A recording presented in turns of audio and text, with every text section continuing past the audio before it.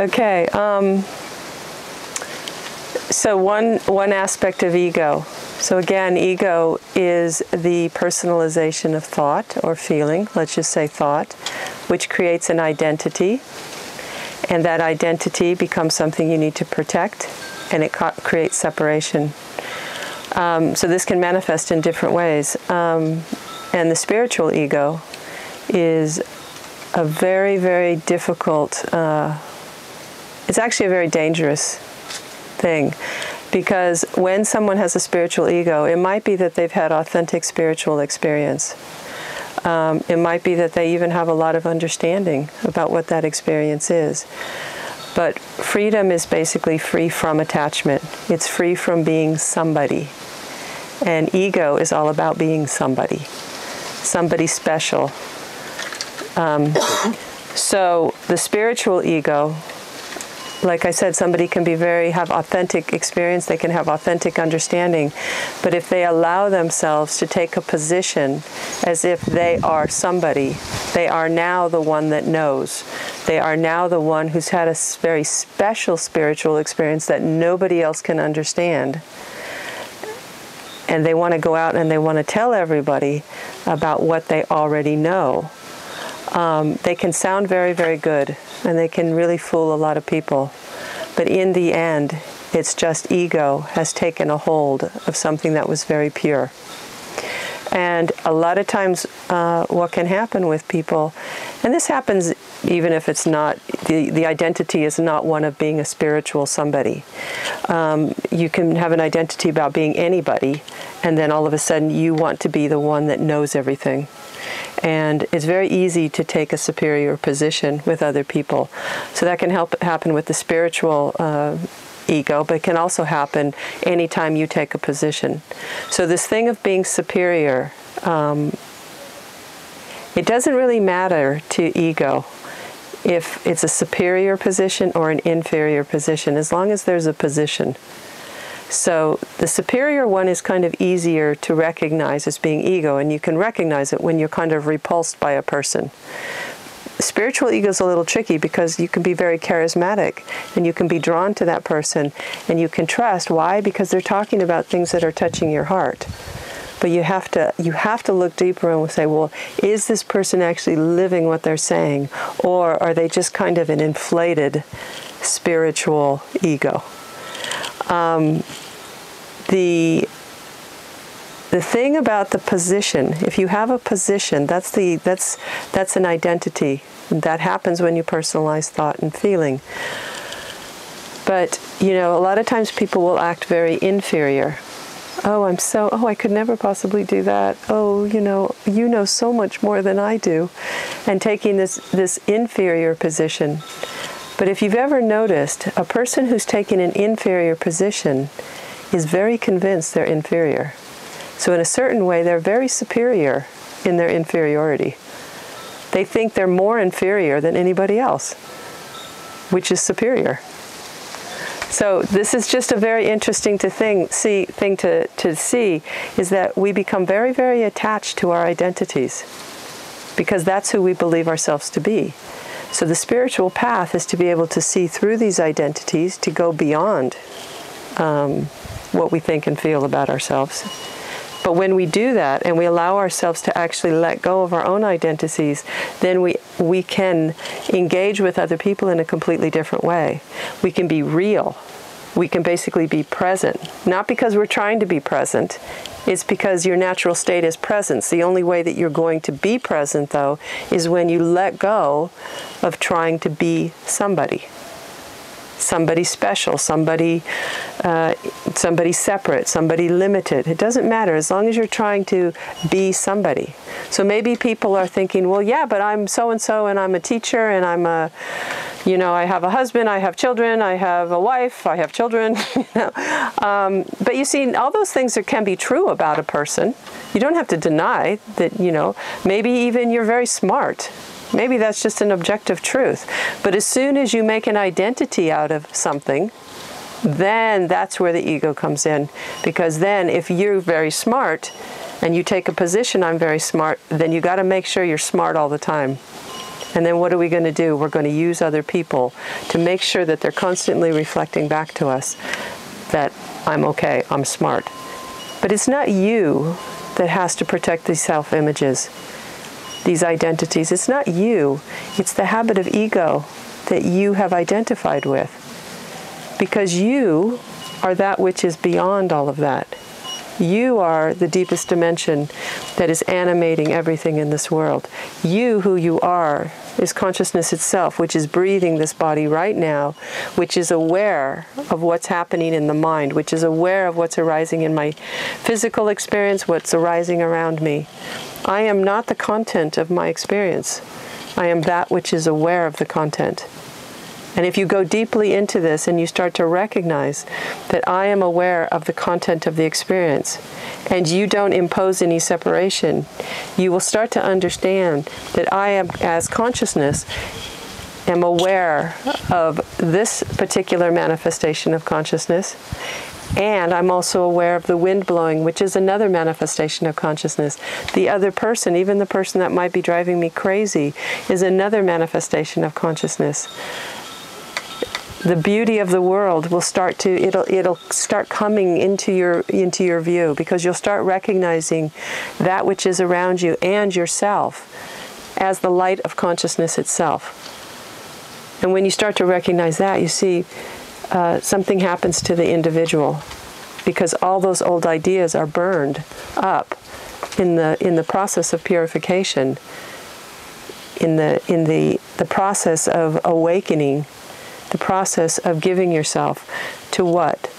To that calling that has come from within, calling you to reach for more. It always goes back to that. It's not about what anybody else has said to you. It's not about anything else that anybody else is telling you. You always have to go back to your own understanding, your deepest understanding. And if you're confused about something, then make the effort to understand more. But you can't do this alone. You really can't. Because we are so conditioned in our minds, we're so conditioned on what we think and what we feel, to interpret what we think and what we feel from a particular lens, that if we're only going by what we feel, a lot of the time we're just going with the conditioned mind. So we have to make the effort to go beyond the mind, and we have to make the effort to reach out, to get reflection from other human beings, from situations. And that's why spiritual community is super important. And that can be spiritual community in any form. But what is very, very important, and what we're very passionate about, what I'm very passionate about, is to find people who actually care enough to reflect to other people where they might be holding themselves back, where they might be deluding themselves. And it doesn't mean that you're telling other people what to do or what to think. You're just willing to care enough to question, instead of being more worried about being the nice one that doesn't want to say anything to your friends or your family. If you see somebody who's just constantly making the same mistake over and over again, do you have enough courage to say something? Or do you act like a caring person, but you really only care about your own image of being a caring person? Or do you care enough to go out of your comfort zone and just to say, hey, I just want to say something to you because it feels like you're in pain and you just keep reaching and making the same mistakes over and over again. I just want to find out if you recognize that. You know, it's that simple. It doesn't have to be like, oh, you did this and you did that. Just enough to get a dialogue going. So that's what spiritual community really should be about. It's about, are you with people who are interested in going beyond all the ideas they have about themselves? Are they more interested in being nobody than they are in being somebody? And in that interest of being nobody, which means free, which means a pure manifestation of consciousness or God, are they more interested in being that than they are in being nice to you when you don't need nice? Are they more interested in being loving to you when they're afraid of loving? Are they willing to go beyond their comfort zone in order to be able to reach and support the deepest part of you? Or are they more interested in their own image? And so this path is very real. This is not a, the only word that's coming to my mind, it's not a bullshit path. We bullshit each other all the time, and nobody's free. So maybe we should try something different. And maybe we should lean more toward truth and less toward bullshit. Even, toward ourselves, but also towards others. So, a lot of people will focus on just wanting to have the experience of God realization or awakening to something beyond the mind. But, that's like just the beginning. How many people are really interested in living what they see? How many people are interested in being free modifications and manifestations of consciousness? How interested are you? You got to ask yourself. Because everybody thinks they want to be free until their ego identities are challenged. And then you'll find out how free you want to be. In that moment that you're like with a friend and you're saying, you need to say something to them. But everything in you is going, oh God, they're not going to like it. I'm going to say it wrong. Everything is going to be terribly bad. They're never going to talk to me again. But you know in your heart that they need to hear what you have to say. What are you going to do in that moment? Are you going to be free? Are you going to liberate yourself from your egoic habits? Are you going to invite them to liberate themselves? Or are you going to go with your egoic habit and you're going to invite them to continue with their drama? What are you going to do? You see, everybody says they want to change. Or everybody says they want to be enlightened. But how many people want to change? How many people really want to do something different? So you got to find out for yourself. So that's why, it's the no bullshit zone if you're on the spiritual path for real. And then you'll make mistakes along the way and you'll find out. But it doesn't matter how many mistakes you make. It just matters what you do in the face of a mistake. Nobody's ever stuck. See, that's something he's like, oh, I'm trapped. You're not trapped. Nobody's trapped. We're all making choices in every moment. If you've made the same choice 1,000 times and it's taken you and it's caused you suffering, in this moment you have an opportunity to make a different choice. If you choose not to go with your egoic pattern in that moment, you will recognize freedom in that moment because you've turned away from ego and you've put your attention on that which is true and real. And it's not a thing. So you can't really find a thing and say, okay, I'm going to take my attention off this and I'm going to put it on this other thing. That's not it. You have to have the courage to take your attention off what you already know is your comfort zone. You know who you think you are, and you're starting to recognize, no, that's not me. So you just have to just turn your head and take your attention off that, not knowing what you're putting your attention on. It's kind of like the friend you cannot see. It's the willingness to take your attention off the known and put your attention on the unknown. And then that's where the magic happens. That's where the mystery starts taking over. And everybody's done that in their life. Everybody has the moment where they just let go. You're driving yourself crazy. I got to fix this. I got to do that.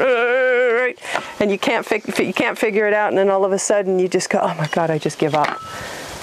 And in that moment of giving up, what happens? Something happens. You become more relaxed. The answer to your question comes forward. Everybody's had that experience. When you don't try to control everything, magic really starts to happen. Just look in your own experience. You don't have to believe me. Nobody has to believe anything I say. You just look in your own experience. Do you have a longing to wake up? If you do, then follow your heart. If you don't, then you probably wouldn't be on this channel. So, it's a no bullshit zone. Do you have one or not? Do you have a longing or not? And if you do, then what are you going to do about it? You see, this is where it gets real. That's what I'm passionate about, making it real. I'm not really interested in people's experiences. I'm not really interested in people coming on retreat and they just have a great time.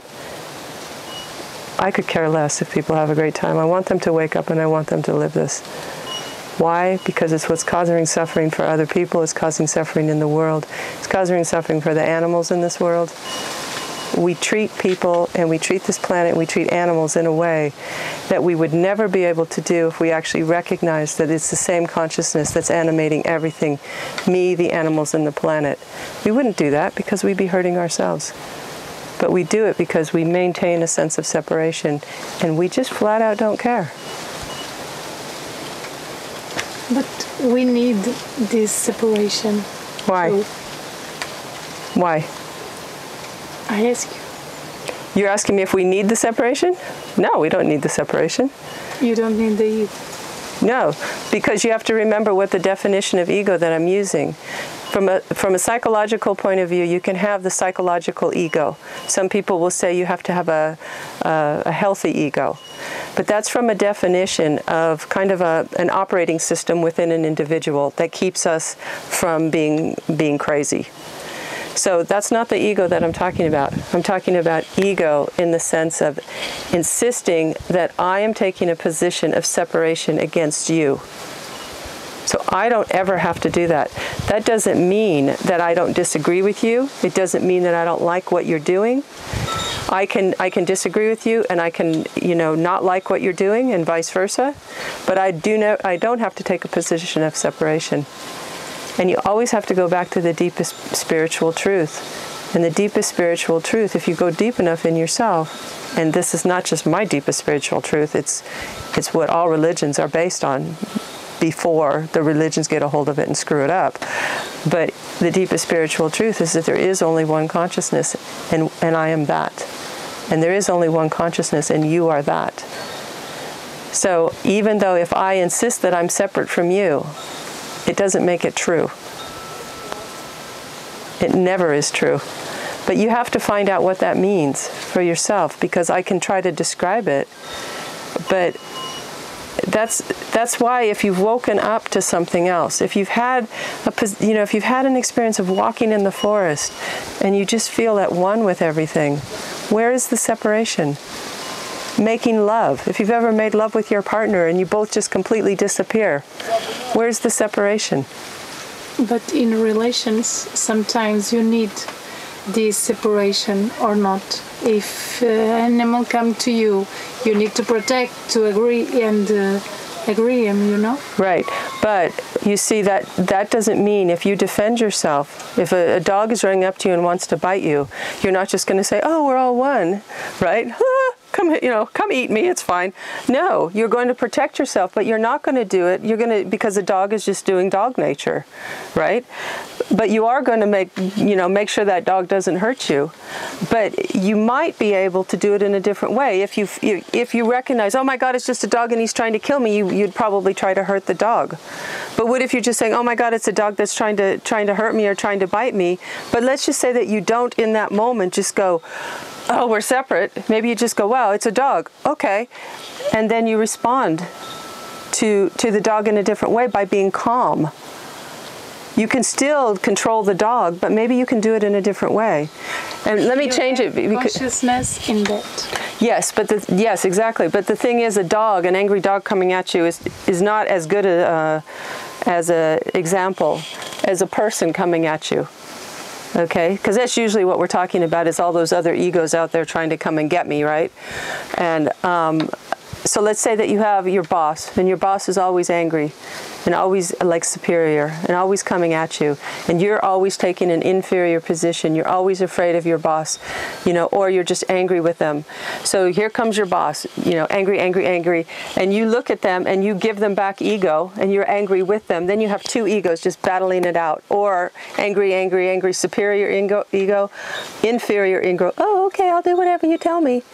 Okay, that's just ego having a big party. But let's say that you have an angry, angry ego coming at you. Your boss is coming and they're angry. And let's just say that you don't move. You don't take an inferior position. You don't take a superior position. You're just with them. You're with them in their anger. Like they're angry, they're yelling at you, and you just don't react. You're present with them. You're just with them, and you just go, wow, you seem really angry. Or they're still a person. Don't forget that this is a person. This is the person who also probably has pain in their life because they're separate. They're insisting that they're separate. You have no idea what's going on with another person, but can you in that moment not react? Can you just be with them?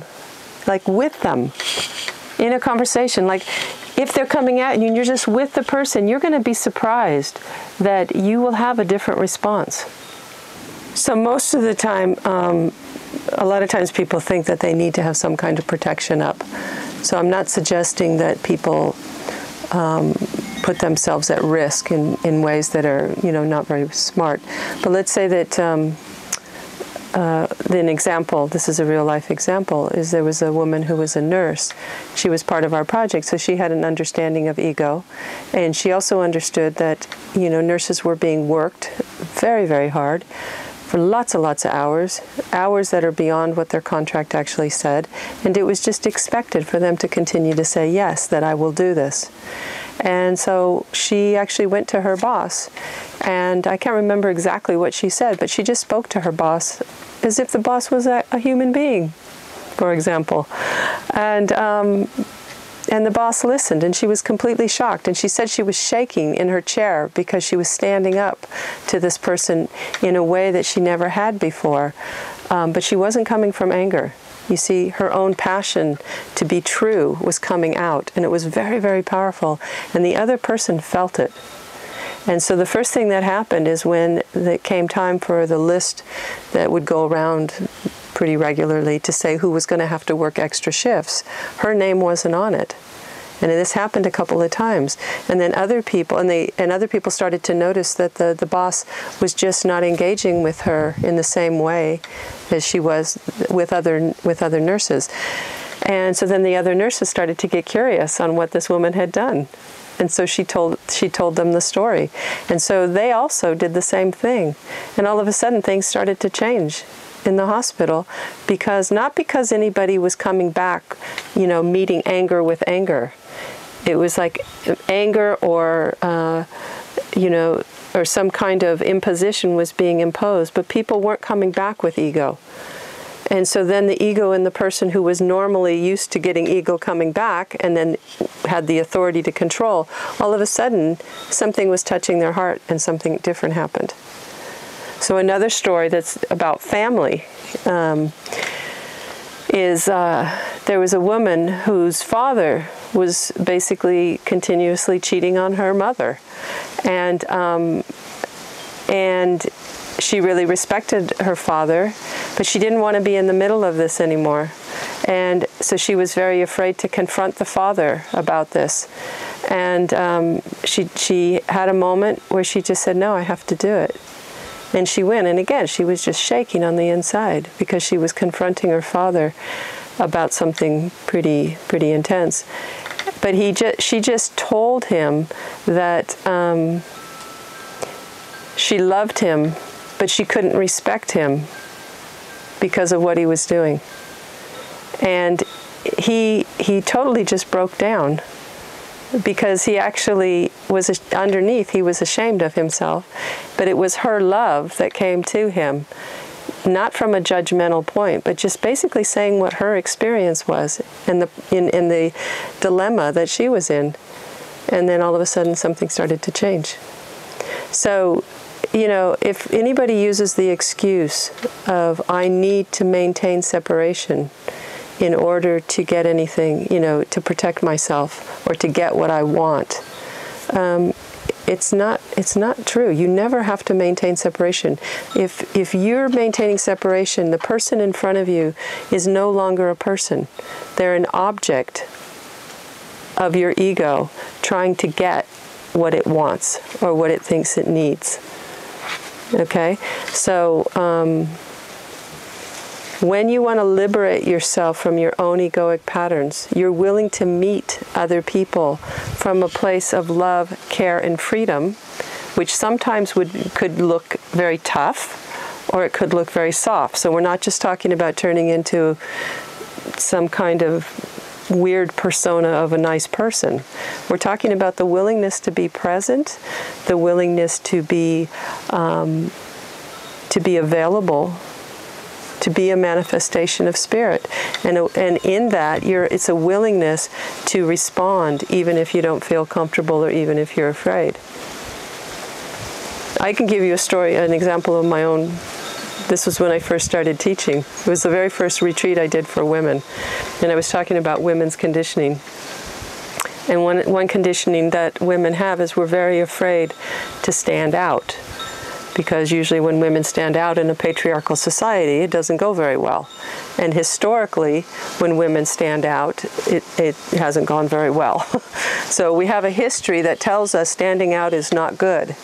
So I'm in this retreat, And I'm talking about the conditioning of standing out to all these women. And as I'm talking about it, I am experiencing incredible terror, the incredible terror of standing out as I'm talking about standing out. And I tell you, I was like sweating on the inside, all this stuff. But I knew this is just conditioning. So I just continued. And nobody had any idea of what I was going through. What would happen if I was speaking to women about liberating themselves from standing out and standing up? What if in that moment I just collapsed in the face of the conditioning that was arising in me in that moment? Would that have inspired anybody? Or would that have actually encouraged them to be more afraid? So in that moment, I had to take a strong stand in myself to just not care what the stupid voice was actually saying. That's really what it comes down to. Do you want to listen to this voice inside your head? Or do you want to listen to your heart and be willing to let that voice just burn in its own, its own pot of boiling water? I don't know. That's what it feels like sometimes. So it can be done. Separation is never an excuse.